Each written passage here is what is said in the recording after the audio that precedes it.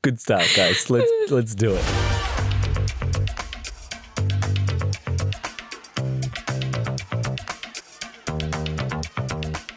Welcome to Not So PG. I'm Brooke and my pronouns are she and her. I'm Matty Mills. My pronouns are he and him. And before we get started, we'd like to acknowledge the traditional custodians of the land on which we record. And for me, that's the Gadigal People of the Eora Nation. And for me, that's the Wurundjeri people of the Kulin Nation. All right, Matty, let's go. Get into it. How was your week, Dal? Well, you know, it's quite cold here in Sydney. It's raining outside. It's giving me Melbourne vibes. But I had a really nice weekend. I caught up with some friends. I saw an incredible show, like a Bette Midler tribute show. And interesting. I know, but my friend Kath, she's had this show for 12 years. Literally, she's played it all over the US. She's done shows, in New York. But she's brought the show to Darlinghurst Theatre Company, and it was so incredible. Like, just to be able to see a friend on stage shine, you look at them and you think, oh, you're doing exactly what you're meant to be doing. Like, I love that feeling of being the biggest cheerleader. So that was on Saturday, and I had such a great time. I didn't know anything about Bette Midler, really. Like, I had no idea. I obviously knew who she was. I don't think I do either. I know her, this shows my age, from Hocus Pocus. She's an icon, and do you know that song, Wind Beneath My Wings? Can you give me a little demo? Okay, we'll move on from there. Not about to make a singing debut, guys. Absolutely not. There's a fee for that, and we ain't getting paid.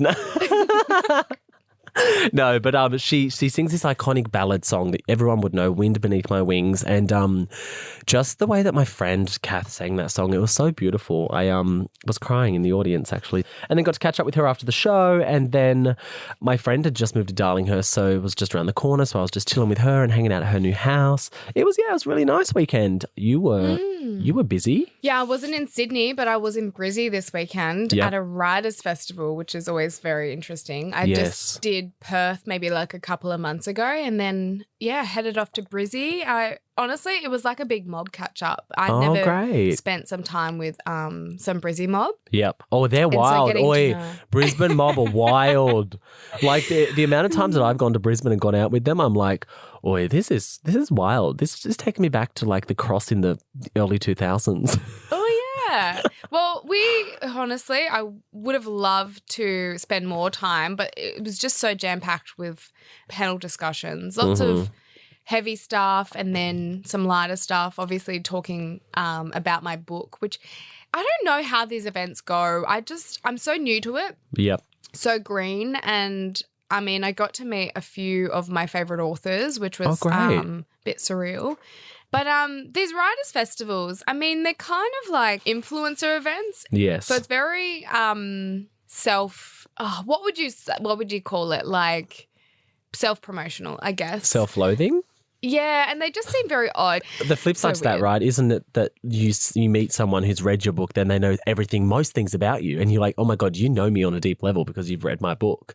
Like, is that a weird thing to sort of comprehend when you're in these sort of spaces? Yeah, well, I actually spoke about that on a panel about sort of being sort of exposed, right? So people, feel like they know me, which is fine. And, I share who I am authentically online through our podcast, et cetera, et cetera. And especially the book itself, you get inside my head and sort of see how I think. Yeah. Which is much deeper. I guess that's the feedback from people, is that they're like, wow, I just never thought this about you and, what your life was like, which is great. And I think meeting, some readers who've read my book at these discussions was really powerful. Yep. But it also gave me the chance to show me and my authentic self, because a lot of people don't really have access to me in person a lot other than these festivals or events. But they're really cool. I'm always like really interested to dig deeper a little bit, but it's just so crazy what people relate to. You know what I mean? Yep. Like, I'm this First Nations woman, Black, wrote a memoir about all the ugly things about life, like poverty, racism, et cetera, right? Yeah. And then a book that, a white, blonde woman, blue eyes, writes about positivity and happiness sell so much more and better than what I talk about, which is weird how like society works and how I guess like writing works. It's like they have this cult following. Okay. And I like think, and obviously we want happiness. Like my book is about big love and love in general. But yeah, I'm just so interested to like what people relate to and, you know. Maybe a lot of the experiences that you write about, they don't directly have an affiliation with, or they don't directly have a life experience with because of their privilege and how they've probably grown up. So absolutely, yeah. But that's how you learn, and that's how you become more empathetic to other people and other communities, right? Learning about them and the trauma and the, I suppose, the experiences that they've gone through. Did you find that these spaces are predominantly white? Yeah, I mean, we obviously congregate together and we had our little, you know, safe place and little, you know, hub where we could go and just relax. But yeah, majority I'd say, you know, were white, probably much older. I think, you know, people who read are probably much more the older generation. I really want young people to read more. Like I'm a big reader. I love books. And, you know, kind of use it as a bit of escapism in some way. But yeah, I would love to see more young people, and especially more young people who are mob or, you know, people of colour at these festivals, because I think that they could benefit from the panel discussion so much more. I talked about shame on one of them, which was very, very heavy. But at the same time was quite insightful to the variety of panellists that were on there and how they interpret shame. And I think that's why I'm writing my next book, for young people to be interested in reading and trying to make it as relatable as possible. Well, I think the interesting thing is me reading your book, it's so relatable to me. I flip that page like it's almost a story of my own life. I'm so connected to your story through my own experience that like it's a completely different experience. You say that, you know, a lot of some of the audience who want to read these positive sort of motivational, you know, stories or all about positivity. But for me, like that's what your book is. It's actually like a motivational story. It's like an inspirational story. And so like it's helped me a lot. So I just want you to know that. Thank you. I mean, I needed that after this weekend, so thank you. No. But speaking of like difficult places or spaces to be a part of, I think that it's Fashion Week, right, here in Sydney. It's Afterpay Fashion Week, and I've been invited to a lot of fashion events this week, right? And I'm finding it really hard to conjure up the confidence to go along to these events. And so I've actually pulled out of most of my commitments for Fashion Week.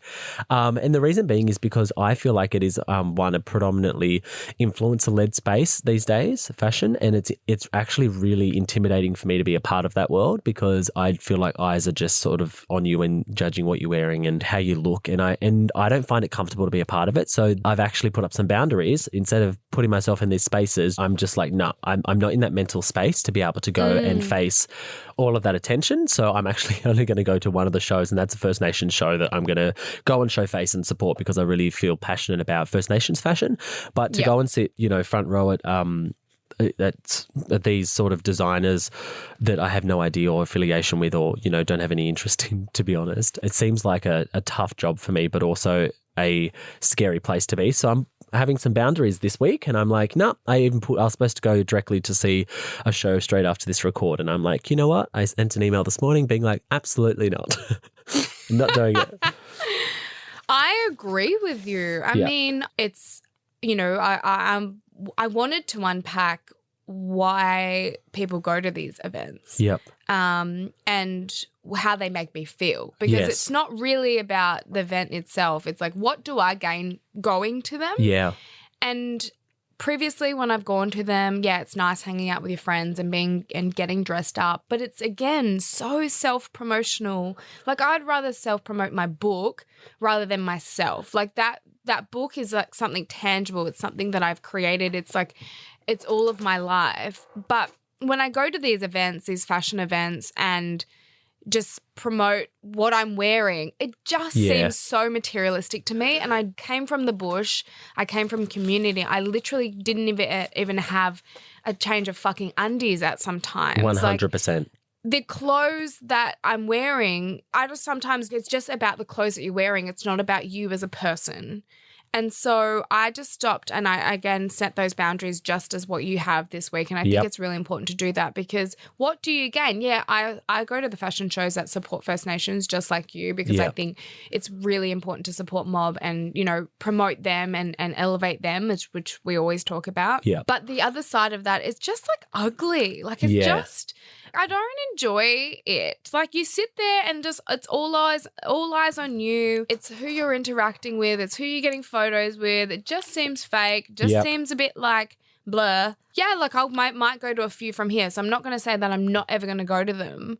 But I've also, again, prioritized the same thing. You know what I mean? I 100% agree. And I think that like the idea of walking back into that space, I've done it and you know what it's like. I know what it's like. Walking into that space for me at this point in my life doesn't feel like something that is worthwhile. And the reason it's not worthwhile is because it doesn't make me feel good and there's not much I get out of it, as you say. But when I was younger, I used to think that the profile thing, right? The idea of having attention would be something that I would enjoy. As my profile slowly grows, it's the opposite to me. I want to be less known and I want to just be able to do the work. And I think that being able to like come into that really early in my career is like a really positive thing because in my head when I was a young kid and I thought of all the things I wanted to achieve, the attention side of it was actually something that I was interested in and something that I thought would validate me. It does the absolute opposite. It makes me nervous and anxious and it makes me feel like I don't have any privacy in a public space when I'm at these events. Like I think that being able to avoid those spaces is going to be really good for my mental health moving through my career.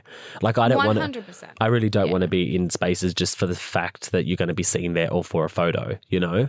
Like if it's a work commitment, I'm happy to like do the gig and leave. But from this point out, like I definitely think that I'm being very considered about my approach to what I attend and what I don't. Yeah. And it's not to be dismissive of those who attend these events. So, you know, especially the mob that have put so much work onto the shows. Like, you know, we want to support you. We want to be there for you. But at the same time, like we prioritize what is more important in some way to us. To, like our personal experience. Yeah. I mean, I have friends who are stylists that have styled me on the shows that I've worked on and people that are a part of that world that I, you know, admire. But at the same time, I'm like, I can just see you in Melbourne for a coffee. You know, like I don't need to go to the show to see you and catch up with you. And, you know, and I credit you for being always on in these situations but then again, like, I just don't enjoy surface chat. I'm not attending Fashion Week, but you know what? I'm going to give them what they've been asking for anyway. And I get to control the narrative. So I posted a thirst trap on Insta this week and that's all you're getting for Fashion Week. Not the clothes, but the body. The body, honey. I was going to say this orange shirt that you're wearing, Matty, it's like really defining your muscles. Oh, is it? And so I can see, you know, your pipes. Well, you really want to know why I'm wearing this? It's definitely not a fashion statement for Fashion Week. So see that mark there? I was viciously attacked. By what? The hickey monster? A handsome man. You got a hickey from a handsome man. I do. And I'm so embarrassed by it. And I didn't even realise I had it until I went to PT. Well, I sort of realised that I had it, but I didn't realise the extent of what it would come up as. And then I went to PT this morning and totally forgot that it was like a small bruise. Remember I sent you a photo? Yeah. And it was small. It was light. And then I went to PT this morning and the first thing my PT is like, what is that on your neck? I was like, oh, I totally forgot. And I had like a really like thin singlet. So my whole neck and trap was just like showing and this fucking hickey right here. Oh, Lord. Anyway, I want to talk about this because I'm somebody who I don't enjoy rough sex. One, right? Like I'm not. Who does? Well, some people. I guess there's people. Some people like it. So some people like to like be rough in the bedroom. I'm the total opposite. Like I want like, I'm in my soft boy era. Like I want cuddles and soft kisses, and that's the foreplay for me, right? So like sensual. I don't want like I'm gonna eat your neck off. I don't want no vampire motherfuckers. And but like, so I met this guy and he's the first guy that I've had to my apartment and oh, okay. Yeah. It's not going to go anywhere because there's a situation that I'm not even going to go into. So it's absolutely not going anywhere. But he's, oh my God, he's beautiful. So beautiful. To the point where he was like, should we go back to your place? And I was like, umming and ahhing. I was like, this is the first guy that I'm going to have back to mine. Should I do it? And I was like, okay. Within 3 seconds, I was like, okay. Yeah, a little short process, yeah. Yeah, okay. And then he stayed over. Oh, so like morning cuddles? Morning? No, he left pretty early, which was good because I had things to do. But yeah, he like, but this is what it gets me. I invite someone over and I wake up with a bruise. That's like, was it worth it? I'd say it's a love tag. A love tag? Isn't it called a love bite? Oh, it is too. A love bite? No. If someone fucking bites me, I'm like, fucking. You know what? Like, I'm like, do fucking not. When people grab my tits like so hard. When people grab my tits. I'm like, don't. They literally, it hurts. Yeah. Like, don't. I'm not one for that. It just that. annoys the fuck out of me. Anyways, I do not like rough sex. I do love sensual, love sort of making sex. But, yep. But you know what's the funny thing no is? No biting. We no didn't, fucking. We didn't even have sex. We didn't have sex. Oh, it was just foreplay. So we didn't have sex and I ended up with a fucking love bite. How the fuck do you, how does that happen? Can't comprehend. Yeah. So it was hot and heavy. Just. Well, also, I mean, can I ask a question on this sex thing? Yes. Because when someone's having sex with you. Yeah. And they don't make any noise, is that icky? If they're just staring at you?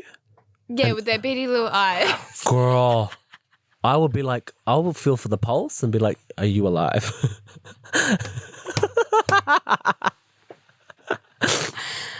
had to stop halfway through once and just be like, are you fucking enjoying this? Because a quick Q&A. Can I get a survey? Are you okay? You feeling all right? Frozen in time? I just thought, you're not even moaning. You're not giving me any validation as if I'm like fucking sexy or anything. You're like, I'm working my ass off here and what am I getting? Just a stare? Literally. Dead. Oi, that is funny.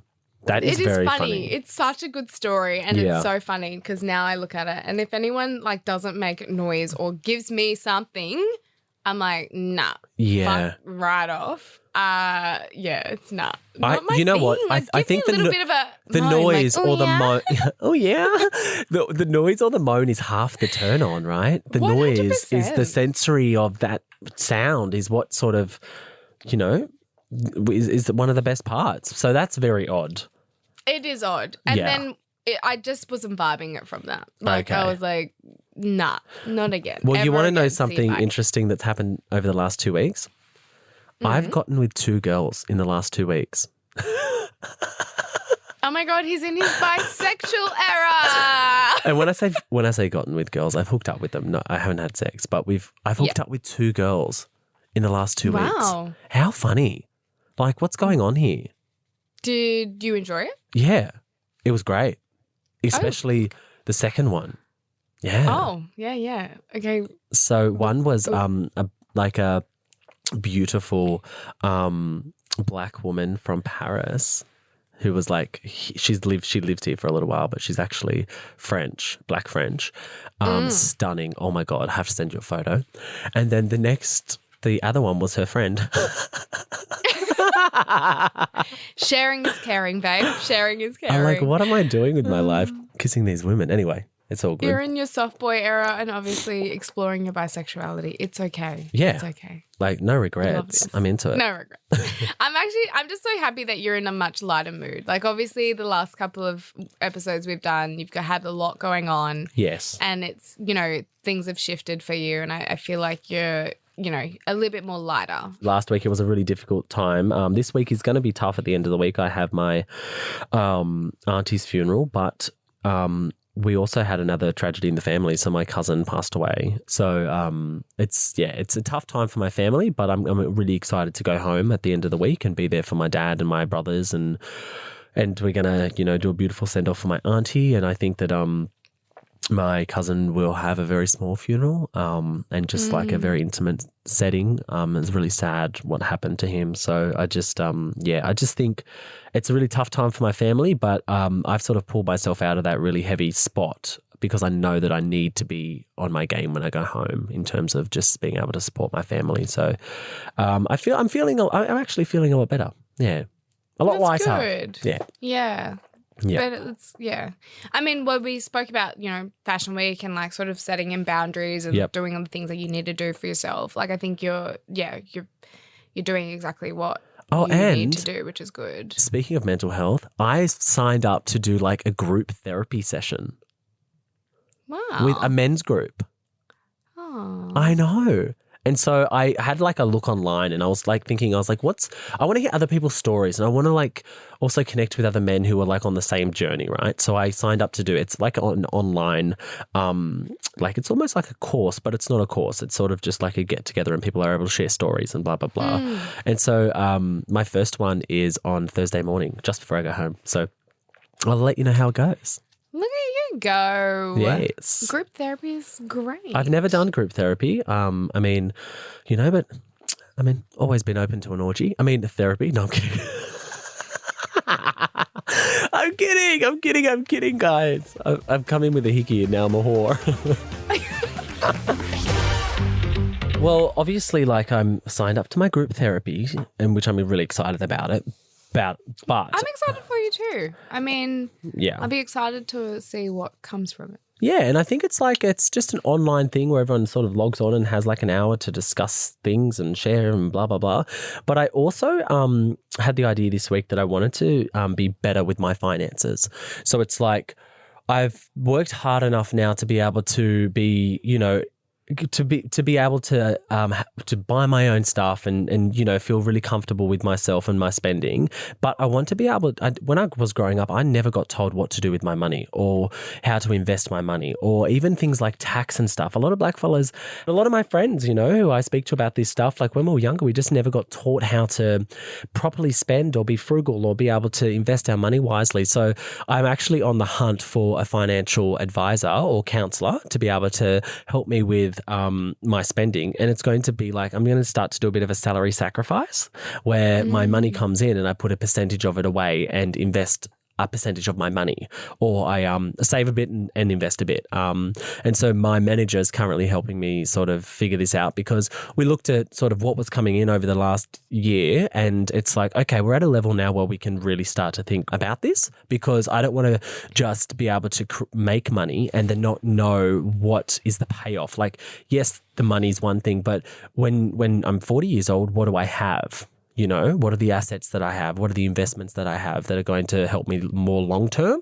So I'm starting to sort of change the dial with my spending instead of just being like, oh, yeah, you get paid and, you don't worry about where it goes. I think this is really important because I think the main word you used was long term. Yeah. And I think what I've learned over the years of sort of since 2018 per se, so only in the 5 years that I've been part of this industry, is I'm very good at saving. I think because I've lived with very little, that money for me is quite precious, and I make a lot go from a little. Yeah. Yeah. And I'm very generous with my friends and money. I think I'm very generous with my family and friends with money. Yes. But within myself and like, other people or other things, I'm like, nah, I'd rather just keep saving and saving. So I definitely feel like I'm on that journey with you. Yeah.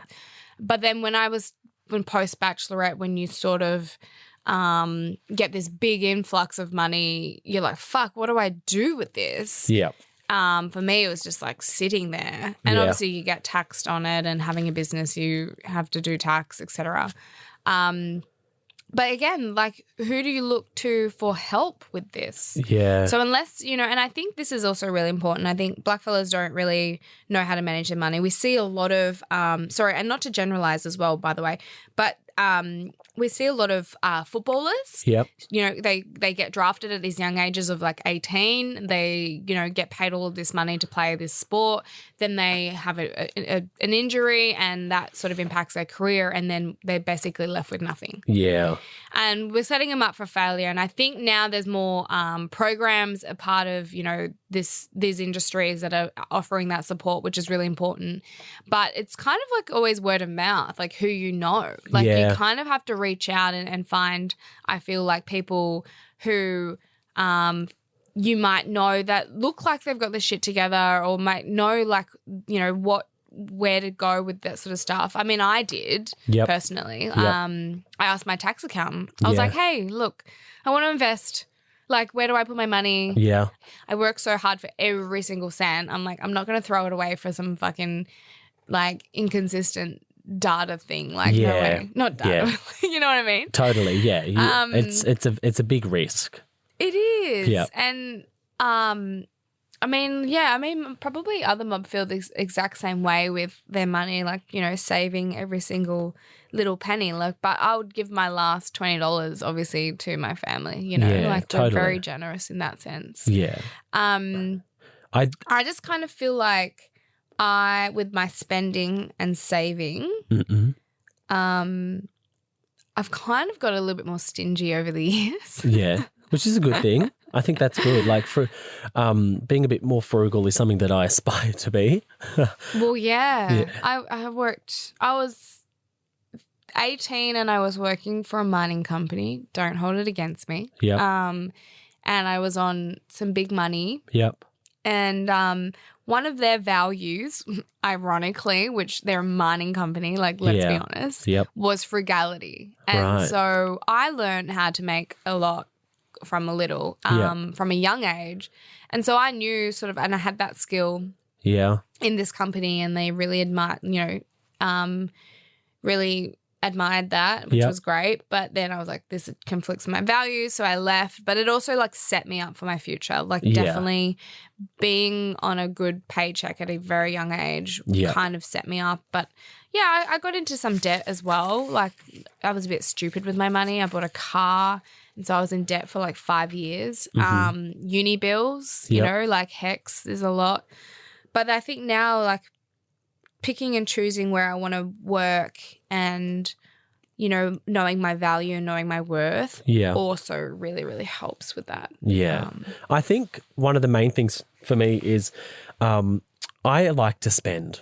And I like to spend in ways that I probably shouldn't. Like, I like the idea of, you know, I have a bougie mindset. And I need to, like, just live a little bit under that, because sometimes I find that I'll just let things go. Like, I'll just spend on, you know, A, B, C, D, F, G, and then regret that I've spent, because it's not an investment. It's just literally throwing money away, you know? So, like, I feel like I need to be more strategic in what I'm spending my money on, but also I give a lot of money away to my family, you know? So I think that I need to figure out what is a good balance between being a good person who supports their mob and someone who is able to still be generous, but also maybe not in a financial way. Again, that's like the boundaries that you want to have in place, that will sort of be able to determine, like, you know, what you can and can't, like what you can do, what you feel like isn't your responsibility. But I mean, it's hard because family are always, you know, so you know, you always want to give back to your family and community and help them and, you know, elevate them. But at the same time, you're like, well, do I have the means to do this? Yeah. Not a lot of people know this. I mean, my brothers found themselves in a lot of debt. And when I got my bachelorette paycheck, which is such a weird thing to think that I got paid to fall in love. Isn't that weird? But I was also getting paid to film a TV show. So I guess that's what I sort of see it as. Yeah. You know, I helped support my family get out of their debt. Yeah. And that was kind of, I guess it was a bit annoying, to be honest. I know that sounds really inconsiderate, but it was just annoying. Like, I had to fix other people's problems, like that weren't my own. Totally. But that's what you sort of do for family. And now they sort of, you know, not pay me back in ways, but I feel like our relationship is better because they're not so stressed out. Yes. And they're not so, like, holding that and carrying that burden of that debt. I mean, it's seeking advice. It's seeking, expertise, which is definitely out of our realm. And I think it's also education. Like I've done a few little finance courses to understand about my business, about sort of equity and like knowing and understanding like when my money comes in, like what I put to superannuation, what I put to tax. And, I'm asked questions because I don't understand it because I've never worked in finance and I don't know too much finance because I, like what it was like living and growing up. Yeah. So it's seeking advice and seeking education, I think, and sort of also just like asking questions because you won't know until you ask. And no question is a dumb question with finance. Like, yeah. But, I'm bougie as well. I'm bougie black fellas. That's what we say. But it's also justifying so what a need is and I guess what a want is and sort of just prioritizing what's more important. And I think, making, making a little go a long way is really important. Yeah. Because, sometimes I'm like, oh, I should go eat out. And I'm like, oh, I've got food at home. And now I understand like when your mum used to say, there's food at home. Yeah, totally. Yep. Oh, well, look, I'm going to do my group therapy and then I'm going to do my financial counselling. I'm going to be a new person come next week. No, oh my God, we're evolving. I feel like from the start of our podcast till now, like when we first did our episodes, to this season, like we've definitely evolved. There's growth. I think that's really important. I think also whoever's been listening from the start and till now, like I think we would both see that. Oh, I love it. I want to talk about something funny that happened on a plane. I was coming from Brisbane to Melbourne this weekend and sitting next to this guy who complimented me on my outfit actually. He said, that's a cool outfit. It's my, my plain outfit because it's literally the comfiest thing about pajamas, honestly. The black one? Yes. Yes. Yeah, you know what I'm talking about. Uh-huh. Anyway, so I was like, that's really nice. And I felt like the biggest wanker because I had just been out to the festival and I pulled out my book out of my bag. I was like, oh my God, this guy literally probably thinks I'm like, do you want a signed copy? Book? Do you want a signed copy? Yeah, it's so weird. And then I put it, away and Tessa's feeling motion sickness. So she was like out of it. Yep. And anyway, so he was like, I like your outfit. And he's like, I think I've seen you at the airport on a book. And like, so he mentioned it. But at this time I was like, oh my God, he's just probably just seen that. I don't know. Anyways, the chat started and I don't normally love chatting on airplanes. Like I'm like headphones on, like piss off, like don't annoy me. I'm probably working. Yep. But this time I just felt like I was so knackered, but I just felt like this guy seems really nice. Like he's complimented me and then he's like, opened up the chat. So he obviously wants to talk. And he was actually really gorgeous. And honestly, in the hour and 55 minutes that we chatted, we unpacked so much stuff, like so much shit. And I kind of ironically on the shit aspect is we shared so much that he told me that he had Crohn's disease. Okay. Now, I don't know much about Crohn's disease. Neither do I. What is it? And, well, it's a disease that affects your bowels. Okay. And you can get really sick and basically you just can't filter food and substance and, and it controls your whole life. And basically he was a pilot. Okay. And then he was diagnosed with Crohn's disease and could no longer fly. That's tough. And I mean, I've remembered a few chats on airplanes. And one of them I wrote about in my book actually about a lawyer that I met when I was 10 years old. It was my first ever flight. And he still stays in my mind as someone that influenced my life. Mm-hmm. Now, I'm not saying this guy has influenced my life in any way, but he definitely left an impression on me. And I think airplane chat it can go either two ways, right? It can go really well and you're like, wow, I'm never going to see this person again. Yeah. Or I could say that, you exchange details, but I don't think that's ever really happened in any way. It happened to Sophie Monk. She met her husband, her now husband, in business class on an international flight. I think she was going to film Love Island or something. And they spoke for the whole 14 hours or something. Supposedly they didn't sleep. They just spoke for the whole time that they were on the plane. And then next minute, they got each other's numbers and here they are in love. See, that would be my absolute dream of finding love. I fantasize about this, when you're on a plane, you're giving main character energy and you're looking out the window. And one day I'm gonna. You've got that slow song playing in your earphones. It's like looking out the window. It's like Wendy Williams, The Day You Went Away. No. Wendy Matthews. We're not Wendy Williams. Can you imagine Wendy Williams doing that? Wendy Matthews. Yeah. Oh, kill me. That's yes. But, I mean, I just also love plane chats, and I probably should, not be so dismissive sometimes because I do see that people do want to have a chat, but I'm just and they're trying to figure out I guess how they know me. But this was a good chat. Yeah, shout out to Patty for making that trip from Brizzy to Melbourne enjoyable because we went to all sorts of topics. We unpacked trauma, ADHD. We did poo chat. We talked about toilet etiquette. We went so far deep into the relationship and his relationship that I felt like I knew his girlfriend. That's cute. So it was so good. I just left the chat being that was a really enjoyable conversation. Now, he's engaged, so there was no romantic connection. Yeah. But, his partner, his fiancé is bisexual, and he talked to me about bisexuality. It's just fucking funny, honestly. I love that. I feel like people need to have more plane chats. Well, you know what? Take the headphones off, Well, I'm the opposite. I'd sit there and I don't make any eye contact. Sometimes I'll just literally, even if someone's sitting next to me, I'll just pretend they're not there. I'm not a social person on the plane or at the airport. I'm very much hat on, sometimes sunglasses, don't look at me. It's normally an early morning flight because I'm an idiot and book early flights and I'm tired. So I can fall asleep before the plane gets off the runway. And then I sort of wake up. Yeah, you're one of those people. And then I sort of wake up when it's in the air and I'm like, oh, we're up here. But